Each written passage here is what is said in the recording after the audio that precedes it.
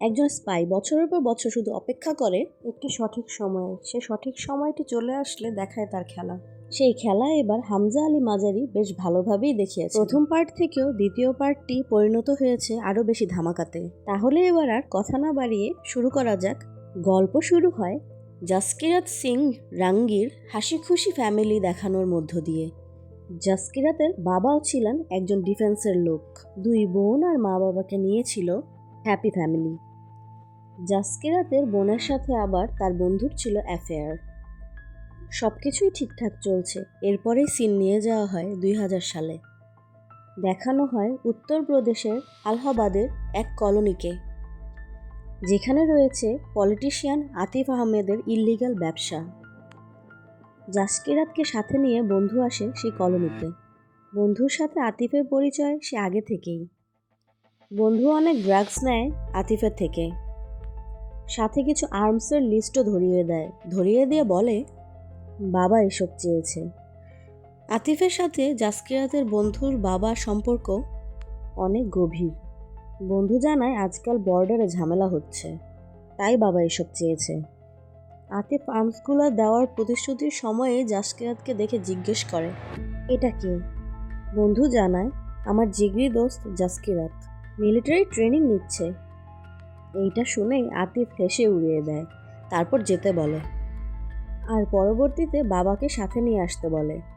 Arms এবং drugs নিয়ে দুজন আসে একটা বাড়িতে, যে বাড়ির সাজে সজ্জিত ছিল। বাড়িটি এমএলএ সুখেন্দারের। বাড়ির সামনে এসে জাসকিরাতকে বন্ধু জিজ্ঞেস করে, তুই হবি আর্মি অফিসার? এসব না করলে হয় না। জাসকিরাত জানায়, আমার ফ্যামিলির জন্য এসব করতে হবে, আর পরের জীবনে না হয় দেশের জন্য কাজ করব। তুই আমার বোনকে বিয়ে করিস আর মাকে দেখে রাখিস। এটা বলেই আর্ম সেট করে জাসকিরাত ঢুকে পড়ে বাড়ির ভিতরে। ঢুকেই আগে এমএলএ সুখেন্দারকে রাগান্বিত অবস্থায় জিজ্ঞেস করে, আমার বোন কোথায়? এমএলএ কিছু বলার আগেই জাসকিরাত মেরে ফেলে এমএলএকে। শুরু হয় এক মরণ খেলা। জাসকিরাত হয়ে ওঠে হিংস্র পশু। যাকে কাছে পায় তাকেই পশুর মতো মারতে থাকে। এমন হিংস্র জাসকিরাতকে আমরা আগের পার্টেও দেখিনি। জাসকিরাত হিংস্রভাবে সবাইকে মারে আর জিজ্ঞেস করে, আমার বোন কোথায়? সবাইকে মারার পর এমএলএর ফ্যামিলির বান্ডি নামে একজন বেঁচে থাকলে জাসকিরাত তাকেও গুলি করে মারাত্মক আহত করে জিজ্ঞেস করে, আমার বোন কোথায়? সে ভয়ে জানিয়ে দেয় পাম্পের রুমে আটকিয়ে রাখা হয়েছে। বান্ডি বোনের খোঁজ তো দেয়, কিন্তু জাসকিরাতের রাগ কমে না। স্পর্শকাতর জায়গায় গুলি করে মেরে ফেলে বান্টিকেও। এরপর পাম্পের রুমে আসলে জাসকিরাত দেখে তার বোন জেসলিনকে নির্মম টর্চার করে বেঁধে রাখা হয়েছে। বোনের এমন অবস্থা দেখে জাসকিরাত কান্নায় ভেঙে পড়ে। বোনও অনেক কাঁদে। জাসকিরাত বোনকে জড়িয়ে ধরে সেখান থেকে উদ্ধার করে নিয়ে যায়। সিন কোর্টে আসলে জাসকিরাত লয়ারের মাধ্যমে জানা যায় জাসকিরাত কেন এত হিংস্র হয়ে উঠেছিল। সামান্য কিছু জমি হাতিয়ে নেওয়ার জন্য এমএলএ সুকন্দার জাসকিরাতের বাবাকে আধমরা করে জমিতে ফাঁসির দড়িতে ঝুলিয়ে মেরে ফেলে, তাও পরিবারের সবার সামনে। শুধু তাই নয়, বোন হার্লিনকে এমএলএ সুকন্দার পরিবারের 12 জন মিলে গ্যাং রেপও করে মেরে ফেলে। ধরে নিয়ে যায় তার আরেক বোন জেসলিনকে। জাসকিরাত বারবার পুলিশ এবং আইনের দ্বারস্থ হলেও কোনো লাভ হয় না, তাই শেষমেশ সে হয়ে ওঠে মনস্টার। যার হওয়ার কথা ছিল আর্মি অফিসার, সে এক রাতেই মেরে ফেলে এমএলএ সুকন্দার সহ পরিবারের 12 জনকে। যখন আইন কিছু করতে পারেনি, তখন জাসকিরাত ফ্যামিলির জন্য আইন হাতে তুলে নিয়েছিল। তখন বিপক্ষ লয়ার কোর্টে উপস্থাপন করে সে 12 জনকে মেরেছে। আইন তো কারো চেয়ে ঊর্ধ্বে নয়, তাই তাকে ফাঁসির দড়িতে ঝুলানো উচিত। রায় জাসকিরাতের বিপক্ষেই যায়, কিন্তু এতে জাসকিরাতের মনে কোনো কষ্ট নেই। জাসকিরাত হার্লিনের কাছে এসে বলে ভালো থাকতে এবং মায়ের খেয়াল রাখতে। সিন এরপর নিয়ে যাওয়া হয় 2002 সালে। সেন্ট্রাল জেল থেকে জাসকিরাতকে নিয়ে যাওয়া হলে রাস্তায় তাকে হামলা করে তুলে নিয়ে যাওয়া হয়। তাকে তুলে নিয়ে যায় আর কেউ না, ইনভেস্টিগেশন ব্যুরোর অজয় সানিয়ালের টিম। টিম মেম্বার তাকে একটি রুমে তুলে নিয়ে এসে বলে, তোমার জায়গায় যদি আমি থাকতাম আমিও তাই করতাম। জাসকিরাত বলে, রিভেঞ্জ নেওয়া এতটা সহজ নয়, যার সাথে ঘটে সেই বোঝে। পরে সেখানে অজয় সানিয়াল চলে আসলে জাসকিরাত সিং চমকে যায়, কারণ অজয়কে জাসকিরাত খুব ভালোভাবেই চেনে। অজয় জাসকিরাতকে বলে, তোমাকে ফাঁসির দড়ি থেকে উদ্ধার করব। তোমার মাও সরকারি সুবিধা পাবে, কিন্তু আমি তোমাকে যা করতে বলবো তোমার তাই করতে হবে, কোনো প্রশ্ন করা যাবে না। আর এই পথটা পাড়ি দেওয়া এত সহজ নয়, কিন্তু আমি জানি তুমি পারবে। জাসকিরাত বলে, আমি হতে চেয়েছিলাম আর্মি অফিসার, আমার দাদাও ছিল আর্মিতে, কিন্তু সব কিছু কেমন এলোমেলো হয়ে গেল আমার জীবনে। আমাকে দিয়ে কিচ্ছু হবে না। কিন্তু অজয় বলে, আমরা পুরুষ মানুষ, অনেকবার হোঁচট খাওয়ার পরেও আমাদের লড়াই করে যেতে হয়। তোমার ভিতরে যে রাগ পুষে রেখেছ, তুমি সেই রাগ দিয়েই সুদে আসলে বুঝিয়ে দিতে পারবে। মনে রাখবে, তুমি ঘায়েল, তাই তুমি আজ ঘাতক। সিন এবার চলে আসে 2004 সালে। জাসকিরাতের সামনে তার বোন জেসলিনকে কল করা হয়। মূলত তাকে বোঝানো হয় তার মা ও বোন ভালো আছে, নিয়মিত সরকার থেকে টাকা পাচ্ছে, কারণ জাসকিরাত পুলিশ প্রোটেকশন থেকে কিডন্যাপ হয়েছিল। জানানো হয় 36 বছর পর্যন্ত তারা এই টাকাটি পাবে। জাসকিরাতকে জানানো হয় এখন থেকে তার ট্রেনিং শুরু হবে আফগানিস্তানের কাবুলে, যেখানে জাসকিরাতের নাম হয়ে যায় হামজা আলী মাজারি। এই নাম দেওয়ার পর জাসকিরাতকে প্রশ্ন করে অজয়, তুমি এই নামের অর্থ জানো তো? তখন জাসকিরাত বলে, সিংহ। তখন অজয় বলে, না, সিংহ না, হিংস্র সিংহ। জাসকিরাত হামজা হয়ে চলে আসে কাবুলে, সেখানে শুরু হয় ট্রেনিং। এরপরে চলে আসে পাকিস্তানের লাইরি শহরে। এরপরে কি হয় তা আমরা এই মুভির প্রথম পার্টে দেখেছিলাম। আপনারা যদি প্রথম পার্টটি দেখে না থাকেন, তাহলে আমার চ্যানেলে ধুরন্ধর মুভির প্রথম পার্টটিও আছে, আপনারা চাইলে সেটা দেখে আসতে পারেন। যাই হোক, সিন এবার শিফট করে নিয়ে আসা হয় 2009 সালের 11ই সেপ্টেম্বরে। এতক্ষণ ধরে জাসকিরাত তার ফ্যামিলির কথা শোনাচ্ছিলেন আরেকজন স্পাই, আলম ভাইকে। জাসকিরাত বলেন, যেদিন থেকে আমি হামজা হয়েছি সেদিন থেকে জাসকিরাত মারা গিয়েছে। এদিকে রহমান ডাকাতের লাশের ছবি পাঠানো হয় অজয়ের কাছে। অজয় সেটা দেখে খুশি হয়ে যায়। রহমানের ওয়াইফ হামজাকে দেখে একটি চর মারে, কারণ সে থাকতেও কেন বাঁচাতে পারেনি। রহমানের চলে যাওয়ায় লাইরি শহরে শোডাউন শুরু করে রহমানের প্রতিপক্ষ আরশাদ পাপ্পু। রহমানকে বিদায় দেওয়ার পর সিন নিয়ে যাওয়া হয় এসপি আসলামের দিকে। মেজর ইকবাল এবং সে একজোটেরই লোক। মেজর ইকবাল যে বিভিন্ন সময় ইন্ডিয়াতে টেরোরিজমের জন্য হামলার নেতৃত্ব দেয়, তা খুব ভালো করেই জানে এসপি। মেজর এসপিকে জিজ্ঞেস করে, রহমান ডাকাতকে কেন মারলে? এসপি জানায়, রিভেঞ্জ নেওয়ার জন্য। বড় সাহেবের সাথে ঘটে যাওয়া কর্মকাণ্ডের জন্য রিভেঞ্জ নিয়েছি। বড় সাহেবটা এখন পর্যন্ত মিস্ট্রিয়াস ক্যারেক্টার। মেজর বলে, রহমানের পর এখন লাইরিতে যে আসবে সেও কিন্তু ডেঞ্জারাস। এসপি জানায়, আমি তাকে দেখে নিব। মেজর তখন বলে, রহমানকে মারা উচিত হয়নি, এমনটা যেন দ্বিতীয়বার না হয়। অন্যদিকে উদয়ের মাথা খারাপ হয়ে যায়, সে এসপিকে মারার জন্য পাগল হয়ে যায়। হামজা তখন বুঝায়, এখনই নয়, আগে ভাইয়ের জায়গাটা তোমাকে পূরণ করতে হবে। তখন উজাইরকে বসায় রহমানের সেই সিংহাসনে। বসার পরে উজাইর তখনও শুধু এসপিকেই মারতে চায়। তখন হামজা জানায়, মারা এখন সম্ভব নয়, তার কারণ তার টাস্ক ফোর্স আছে। আর এসপি তো রহমান ডাকাতকে এত সহজে মারেনি, সে তার ইনফরমেশন পেয়েছিল, আর এই ইনফরমেশনটা দিয়েছিল আরশাদ পাপ্পু। এই কথা বলে দুই পক্ষের মধ্যে কাটা তোলায় সফল হয়ে যায় হামজা। শুরু হয়ে যায় দুই পক্ষের মধ্যে গ্যাং ওয়ার, অর্থাৎ উজাইর তার গ্যাং নিয়ে হামলা চালায় আরশাদ পাপ্পুরদের গ্যাংয়ের উপর। যুক্ত হয় এসপি আসলামও। নেতা জামিল আবার এই গ্যাং ওয়ারের মধ্যে এসপি আসলামকে ফোন দিতে থাকে। জামিল তাকে কল করার কারণে বুঝতে পারে লাইরিতে আরশাদ পাপ্পুকে ধরার জন্য ওয়ার চলছে, তাই তাৎক্ষণিক পাপ্পুকে কল করে আন্ডারগ্রাউন্ড হতে বলে। তো এসপিও পাপ্পুকে পায় না, উজাইরও পাপ্পুকে পায় না। এদিকে হামজা বলে, পুরো লাইরিতে আগুন জ্বালিয়ে দাও, তাহলে ঠিকই পাপ্পু বেরিয়ে আসবে। যেই বলা সেই কাজ, পাপ্পুর দোকানপাট সব কিছুতে আগুন দেওয়া হয়। পাপ্পু ফোন করে জামিলকে। ফোন করে করাচি থেকে অন্যত্র সরিয়ে নিতে বলে জামিল। পাপ্পুকে আসতে বলে তার মিল্ক ফ্যাক্টরিতে। পাপ্পু সেখানে তার কাছের লোককে সাথে নিয়ে আসলেও ফেঁসে যায় ফাঁদে। ফ্যাক্টরিতে আগে থেকে হামজা, উজাইর সবাই ছিল। চোখের সামনে উজাইর আগে পাপ্পুর কাছের লোককে নির্মমভাবে মারে। তারপর পাপ্পুকে রক্তাক্ত করে নিয়ে আসে লাইরির বাজারে। সেখানে উপস্থিত সবার সামনে উজাইর পাপ্পুর গলা কেটে সেটাকে নিয়ে ফুটবল খেলে। সেটা গোপনে ভিডিও করে হামজা। সেই ভিডিও পাকিস্তানের রাজনৈতিক দলের leader Zairi, Jamil, major Iqbal, SP আসলামকে সঙ্গে নিয়ে জিজ্ঞেস করে লাইরিতে এসব হচ্ছে কি। কিছু একটা করতে বলে মেজর ইকবালকে। এসপি আসলাম তখন বলে, আমরা 5 স্কুল পড়ুয়া বালুচকে টেররিস্ট বানিয়ে গ্রেফতার করে ঘটনা অন্যদিকে নিয়ে যাই। এসপির এই প্ল্যান জাইরির পছন্দ হয়। এরপর জিজ্ঞেস করে উজাইরকে কি করা যায়। এরপর উজাইরকে না মেরে গ্রেফতার করার প্ল্যান করা হয়। এই প্ল্যানটি জাইরির পছন্দ হয়। এদিকে হামজা উজাইরকে নিয়ে এয়ারপোর্টে আসে। অন্যদিকে এসপি 4 বালুচ বাচ্চাদের নিয়ে নির্মমভাবে গুলি করে। উজাইর এয়ারপোর্টে ঢুকলে হামজা দুবাই ইন্টেলিজেন্সকে জানিয়ে দেয় যে এই উজাইর আসলে কে। এভাবে উজাইর গ্রেফতার হয়ে যায়। উজাইর গ্রেফতার হয়ে যাওয়ার পর রহমানের সিংহাসনে এসে বসে হামজা।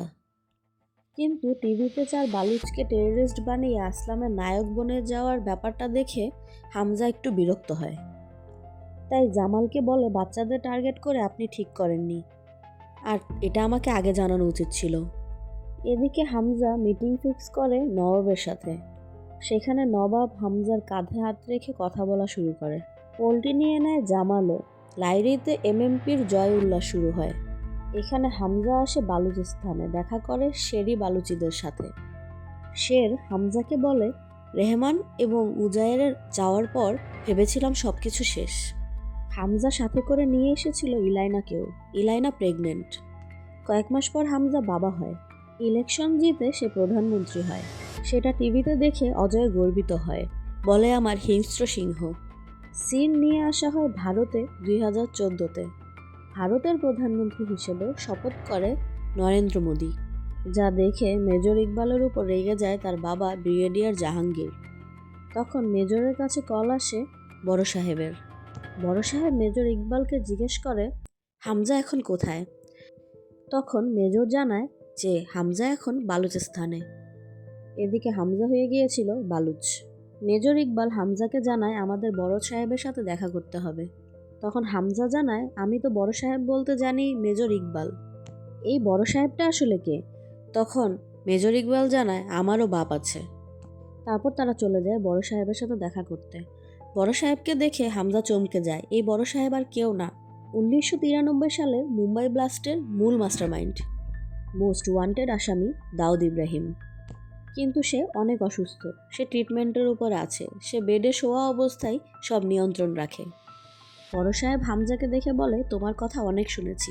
তোমার একটা দায়িত্ব আছে, তুমি পাঞ্জাব দেখবে। এরপর হামজা দেখা করে আলম ভাইয়ের সাথে। আলম ভাই তাকে জিজ্ঞেস করে, বড় সাহেবের সাথে আবার কবে দেখা হবে?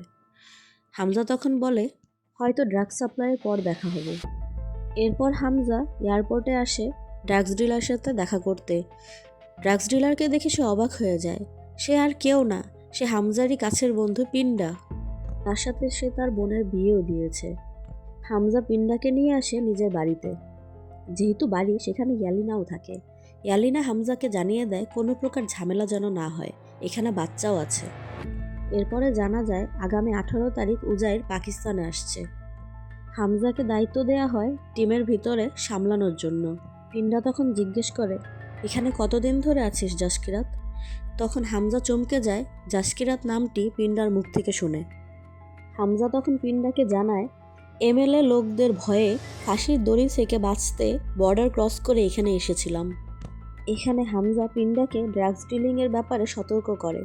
এক কথাকথিতে দুজনের মধ্যে মারামারি শুরু হয়ে যায়। মারামারির এক পর্যায়ে হামজার আঘাতে পিন্ডা মারা যায়। হামজা ভয় পেয়ে যায় যে এটা কী হয়ে গেল, কিন্তু সবাই এদিকে মনে করে পিন্ডাকে আলমই মেরেছে। তখন আলমকে ধরা হয়, কিন্তু হামজা মনের মধ্যে কষ্ট নিয়ে হলেও আলমকে নিজের হাতে গুলি করে মেরে ফেলে এবং হুঙ্কার দিয়ে বলে, আমার বাড়িতে আসবি আর আমার অতিথিকেই মেরে ফেলবি। পরে দেখা যায় হামজা আর আলমের এটা প্ল্যান ছিল। হামজাকে বাঁচানোর জন্য আলম এই প্ল্যানটা করেছিল যে তুমি নিজের হাতেই গুলি করে আমাকে মেরে ফেলো। এদিকে এসপির হামজার প্রতি একটু সন্দেহ হতে থাকে, কিন্তু হামজা এখন উচ্চ পদে থাকার কারণে তার বাড়ি সার্চ করা সম্ভব নয়। জন্য আলমের বাড়িকে সার্চ করার নির্দেশ দেয় এসপি।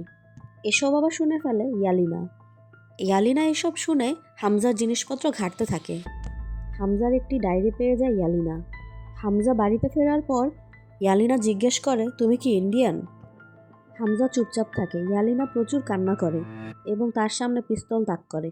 হামজা বলে, তুমিই গুলি করে আমাকে মেরে ফেলো। ইয়ালিনা হামজাকে বলে, তুমি আমাকে মেরে ফেলো, আমি তোমাকে ভালোবেসেছিলাম। যে আমার দেশকে ধ্বংস করতে চায় সে কিনা আমার ছেলের বাবা। এরপর হামজা ইয়ালিনাকে সব ভেঙে বলে। তারপরে বলে, আমার শত্রু তোমার দেশ না, তোমার দেশের কিছু মানুষ। তখন ইয়ালিনা চুপ করে থাকে। তারপরে বলে, যা করো দ্রুত করো, এসপি আসলাম কিন্তু তোমাকে সন্দেহ করছে, আমার ছেলের যেন কিছু না হয়। এদিকে এসপি আসলামের কাছে খবর আসে হামলা গিয়েছে সিনি বালুচের কাছে। তাই আজ উজাইর এবং হামজাকে ধরতে চায় এসপি আসলাম। এসপি আসলামের গাড়িকে ফলো করে এক বালুচ। এদিকে হামজা হুমকি দেয় এসপিকে। এসপি তা তোয়াক্কা করে না। এদিকে বালুচ অ্যাক্সিডেন্ট ঘটায় এসপির গাড়ির সাথে। এতে তার গাড়ি বিস্ফোরণ হয়, কারণ বালুচ তার গাড়িতে RDX রেখেছিল। এর সাথে চ্যাপ্টার ক্লোজ হয় এসপি আসলামের পর উজাইরকে নিয়ে আসা হয় করাচির সেন্ট্রাল কারাগারে। উজাইর 12 বছরের জেল হয়। এরপর হামজা আসে দুবাইয়ে তার হোটেল রুমের দরজা খোলা দেখে সে একটু চমকে যায়, কিন্তু দেখে ভিতরে অজয় প্রথমে হামজার কাছ থেকে আলমের ব্যাপারটা জেনে নেয়। এরপর শুরু হয় অপারেশন গ্রিন লিফট। 2016 সালে প্রাইম মিনিস্টার নরেন্দ্র মোদী তখন 500 এবং 1000 টাকার নোট বাতিল করে দেয়। জাভেদ তার ফ্যাক্টরি থেকে ফোন করে হামজাকে। হামজা যখন জানতে পারে জাভেদ একা আছে, তখন চলে আসে ফ্যাক্টরিতে। এরপর ফেক টাকা দেখে নিয়ে শুরু করে দেয় তার খেল। জাভেদকে ছাদ থেকে ফেলে দিয়ে তার খেল খতম করে। অন্যদিকে অজয় উত্তরপ্রদেশের পুলিশকে দিয়ে আতিফকে গ্রেফতার করায়। মুভির এই জায়গায় আসে স্পেশাল ক্যামিও। সে নার্স হয়ে লাহোরের একটি হসপিটালে টেররিস্ট অর্গানাইজেশনের এক মাথাকে মেডিসিন দিয়ে মেরে ফেলে। সে ছিল হামজার সাথে যুক্ত। এরপর হামজা এত বছর ধরে যাদেরকে টার্গেট করে রেখেছিল তাদেরকে এক এক করে মেরে ফেলে। এই মেরে ফেলার ছবি সে অজয়কে পাঠায়। হামজা সবার শেষে ধরে জাহিদ মিস্ত্রিকে। প্লেন হাইজ্যাকের মূল সেই ছিল। জাহিদ মিস্ত্রিকে আহত করে ভিডিও কল দেয় অজয়কে। অজয় ভিডিও কলে বলে, কি আমার কথা তোর মনে আছে? এরপর হামজা কৌশলে দেখা করে বড় সাহেবের সাথে। বড় সাহেব তথা দাউদ ইব্রাহিম তখন বলে, ইন্ডিয়া এবার দেখবে সবচেয়ে বড় অ্যাটাক। দাউদ হামজাকে নির্দেশ দেয় সকল আর্মস রেডি করতে। হামজা চুপচাপ মেনে নেয়। এরপর সবাই দাউদের হাতে চুমু খেয়ে যাওয়ার সময় হামজা মেডিসিনটা হাতে লাগিয়ে দেওয়ার চেষ্টা করে, কিন্তু তখনই নার্স চলে আসায় সফল হয় না হামজা। এরপর হামজা ইয়ালিনাকে বলে, কাল একটা বড় অপারেশন আছে, এরপরে আমরা আর বেশি দিন পাকিস্তানে থাকতে পারবো না। হামজা ইয়ালিনাকে একটি পাসপোর্ট দিয়ে জানায়, আমরা একসাথেই পাকিস্তান ছাড়ব। এসব দূর থেকেই লক্ষ্য করতে থাকে অমর হামজা যাওয়ার সাথে সাথেই তার ছেলেকে বাসায় ঢুকে জিম্মি করে। এবার ইকবাল এসে দেখা করে হামজার সাথে। হামজাকে বলে, আমি সব টেররিস্ট অ্যাটাকের সময় কেন সেখানে থাকি বলো তো? ইকবাল জানতে পারে হামজা একজন স্পাই। হামজার সাথে ইকবাল দেখা করার পর হামজাকে অ্যাটাক করে ইকবাল এবং তাকে বলে, তোর দেশ এবার শেষ হয়ে যাবে। হামজা এবং ইকবালের মধ্যে মারামারি হয়, কিন্তু হামজা এক পর্যায়ে যেয়ে হেসে বলে, তুই আমার কিছুই করতে পারবি না। তখন ইকবাল বলে, তোকে এভাবে মারবো না, তোকে মারবো তিলে তিলে। তখন হামজা হাসে আর ঘড়ি দেখতে থাকে। এই যে আর্মসগুলো সে সাথে নিয়ে এসেছে তার মধ্যে রয়েছে RDX। হামজা এই প্ল্যান আগে থেকেই করে এসেছে। এরপর আবারও হয় হামজা আর ইকবালের মধ্যে প্রাণপূর্ণ লড়াই। এরপর হামজা ইকবালকে মেরে ফেলে। এরপর হামজা ফোন কল করে ইয়ালিনাকে। সে বুঝতে পারে তার পরিচয় ফাঁস হয়ে গিয়েছে। তাই ইয়ালিনাকে জিজ্ঞেস করে, কেন করেছে এটা? ইয়ালিনা কাঁদতে কাঁদতে বলে, আমাদের বাচ্চাকে জিম্মি করা হয়েছিল। এরপর হামজা বুঝতে পারে এবং অনেক কষ্ট পায়। তারপর সে ইয়ালিনাকে বলে, একবার আমার নাম ধরে ডাকো। তখন ইয়ালিনা বলে, হামজা। তখন বলে, আমার আসল নাম কি তুমি শুনবে? তখন বলে, আমার নাম জাসকিরাত। তখন ইয়ালিনা জাসকিরাত বলে ডাকে। তারপর জাসকিরাত ফোনটি কেটে দেয়। তারপর অমর আসে হামজাকে গ্রেফতার করতে। হামজাও অ্যাটিটিউডের সাথে ধরা দেয়। হামজাকে ধরে এনে জেনারেল হাসানের তত্ত্বাবধানে অনেক টর্চার করতে থাকে ওমর। সে সময় অজয় ফোন করে হাসানকে, ছেড়ে দিতে বলে হামজাকে। কোনো প্রকার প্রমাণ ছাড়া মাগলা হিলসে রেখে আসতে বলে, কিন্তু হাসান রাজি হয় না। তখন অজয় চালে তার চাল। বলে, কয়েক বছর আগে এক আইএসআই অফিসার পাকিস্তানের পারমাণবিক বোমার ডিটেলস টাকার বিনিময়ে পাকিস্তানের শত্রুদের ইসরায়েলদের কাছে দিয়ে দিয়েছে, যেটার প্রমাণও আমার কাছে আছে। অজয় প্রমাণের ভিডিও পাঠায় হাসানকে। ওই আইএসআই অফিসার আর কেউ না, এই হাসানই। ভিডিওটা দেখে গলা শুকিয়ে যায় হাসানের। অজয় বলে, যদি আমার অ্যাসেটকে না ছেড়ে দাও তাহলে তুমি মরবে, সাথে তোমার ফ্যামিলিও। তখন হাসান বলে, আমরা যে একজন ইন্ডিয়ান স্পাই ধরেছি এটা অলরেডি অনেকে জেনে ফেলেছে, এখন রিপ্লেসমেন্ট কোথায় পাই? তখন হামজা বলে, রিপ্লেসমেন্ট উজায়ের বালুচ, এজন্যই তো তাকে কারাগারে জীবিত রেখেছি। হামজার কথা শুনে মুচকি হাসে অজয়। শর্ত অনুযায়ী হামজাকে মাগলা হিলসে ফেলে চলে আসে আইএসআই এর গাড়ি। সেখানে আরেকটি গাড়ি আসে, সেখানে হামজা গাড়িতে ওঠার মাত্রই একদম চমকে যায়। হামজা গাড়িতে উঠতেই দেখতে পায় তার শ্বশুর জামিলকে, অর্থাৎ জামিলও একজন ইন্ডিয়ান স্পাই। ইয়ালিনা তার বাবা জামিলকে ফোন করে বলেছিল হামজাকে বাঁচাতে। জামিল তাই ফোন করে অজয়কে। এই হচ্ছে ঘটনা। জামিল তখন হামজাকে নিয়ে যেতে থাকে এয়ারপোর্টের দিকে। সে তাকে একটি পাসপোর্ট দেয়, সাথে দেয় একটি ফ্যামিলি ছবি। হামজা জামিলকে জিজ্ঞেস করে, আপনি এখানে কতদিন ধরে? তখন সে বলে, 45 বছর। পলিটিক্সের সাথে জড়ানোর জন্য পাঠানো হয়েছিল। হামজা এয়ারপোর্টে পৌঁছানোর পর বলে, একটা আফসোস রয়েই গেল, দাউদ ইব্রাহিমকে মারতে পারলাম না। তখন জামিল একটি ভিডিও দেখায় হামজাকে।